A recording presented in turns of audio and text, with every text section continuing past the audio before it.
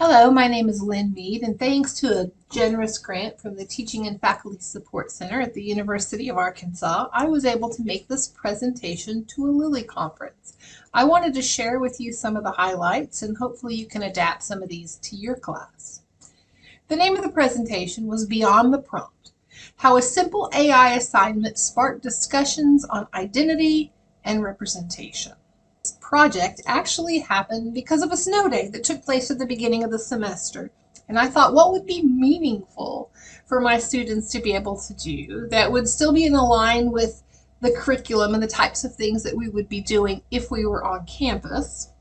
And I had just finished a course in AI. And it occurred to me, let's combine these two things and have students spend some time thinking about introducing themselves to the class in a very creative way. So I created an assignment where they had to create an AI version of themselves. If you'd like, you can take your phone out and you can scan this code, or you can type in bing.com images and create. I do encourage you to play along because I think you'll get the most from this presentation. When I was at the conference, faculty loved this. So what I asked them to do was to go in using the Bing image generator, and then they would type in to create a college teacher, and they were to describe themselves. After they did it, then I put them in groups and I had them share their images.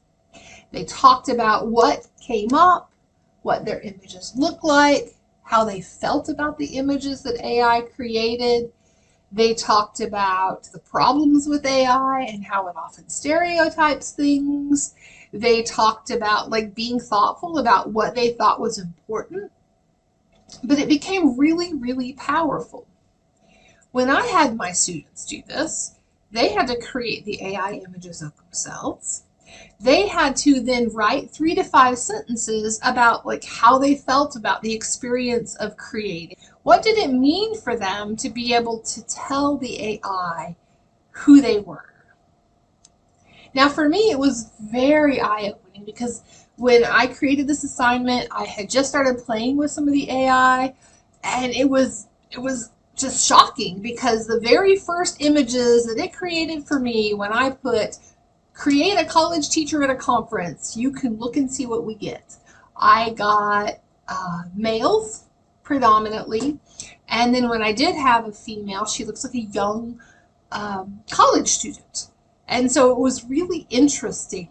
I encouraged my students to create collages of things that they thought was interesting. So this was one of the original collages in my first attempt at using the AI. The point for me and my students was this: I wanted them to introduce themselves to the class.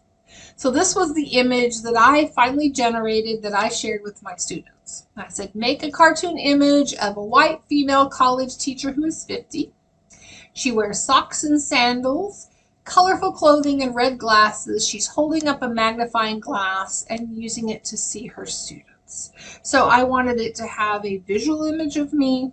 I wanted it to have key things about how I self-define. I wanted it to have personality characteristics. And then the other thing they had to do was they had to share the image that they had to share the prompt that they used, and then they shared what they thought about it. And I'm going to read it to you in case it's small and you have a hard time reading it on the screen. I tried at least 8 different prompts. I thought it was interesting. Then when I said I was 50, it always made me have gray hair, and it gave what my son calls a Karen cut. I always had the same haircut. Apparently, AI thinks there's a teacher haircut. When I said I was a college teacher and forgot to mention that I was a woman, it generated images of an Asian man and another of a man who looked like Sean Connery, white male, white beard. It made me think a lot about stereotypes. I also thought about how important clothing is to our self-presentation.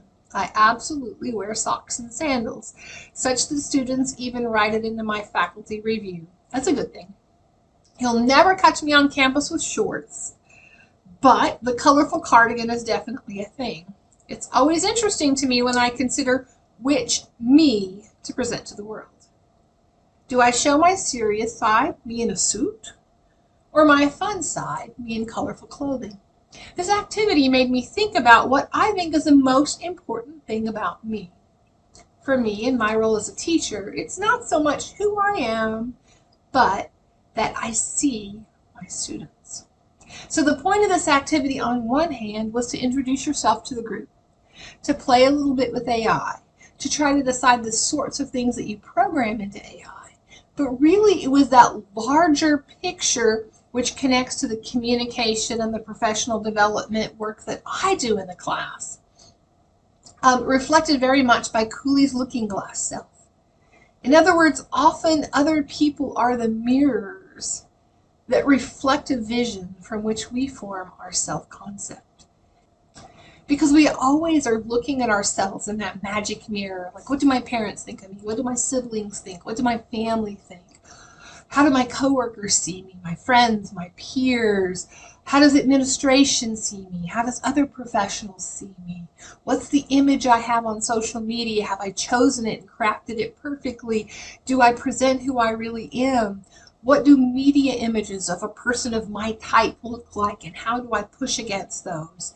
And then what is AI saying that someone who is like me is supposed to look like? And all of that's mixed together in my mind as I'm trying to figure out who I am and how other people are going to like me and how that influences my sense of self.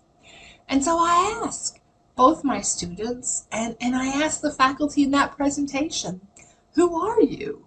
Which one of these images do we cling to? And who are you becoming? And how much of that striving to become is put in place by these other images that we see? And then who told you that? And I talked about how if you look at the research of professionals and university teachers, we push so much against the imposter syndrome that it's like no matter how hard we try, we feel like we're not good enough. And why is it we feel like we're not good enough? What are we pushing against? I mean, what is the measuring stick that we're using to push ourselves against? And is that a fair measuring stick? We're also always pushing against the stereotype bias. So what is the stereotype of a college teacher? And how is it that I'm always maybe trying to prove myself a little extra hard or work harder to push against those sorts of things? The other thing is self-presentation. How is it when we have a teaching portfolio? What picture do we put? What kind of pictures do we choose to put on the university website? How do we pick a picture that we're going to put if we make the news? Which picture do we use? That very much is real for us, but it's also real for our students. Because if we look at the imposter syndrome, particularly of freshman students who are thinking, I don't belong here, I may not fit in, is this right for me? They're pushing against unrealistic images they may see on social media or in the news or in articles or in TV shows. And how is it that these images influence us and become that looking glass self? Similarly, what are the stereotypes? I noticed the bias in generating AI images that if I were to scroll through, and I've been doing this now for about several years now, how when they put, I'm a female college student, she's always a blonde-haired, blue-eyed girl that's quite beautiful and perfect looking with long hair. And so how is it that if I am a petite redhead college student that I see those images, and how does that make me feel? And how can we think about those sorts of things in the way that we feel about ourselves, our abilities, and others? And then similarly with college students, as they're picking those pictures that they're going to put out there of themselves, how are they considering that self-presentation? I teach e-portfolio class, and my students use pictures, and it's a very thoughtful process they have when they're trying to decide, do I show a picture of me doing this, or maybe one where I'm in a dress, or maybe one where I'm in casual wear. But they're trying to decide which person to portray. I concluded my presentation with these last two images. It was to give them an opportunity to click on my teaching portfolio and to connect. When I told the AI to give me dark hair, I was impressed at how much younger I became. When I told it to give me silver hair, I noticed how much shorter my hair became. Finally, thank you so much, Teaching and Faculty Support Center, for helping faculty like me have opportunities where we can go to conferences and share the things that we know and learn from others. Thank you so much. To those of you listening, I would love to connect.